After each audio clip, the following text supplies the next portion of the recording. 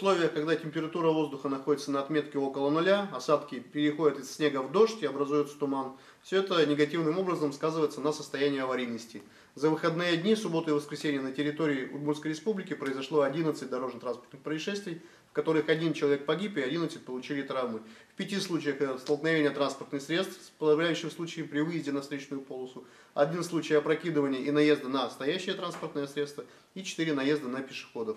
Так, 21 ноября около 16:00 на 88-м километре автодороги Елабуга-Пермь, территориально это Можгинский район, 47-летний мужчина, управляя автомобилем ВАЗ, не справился с управлением, допустил выезд на встречную полосу и столкнулся с микроавтобусом «Газель».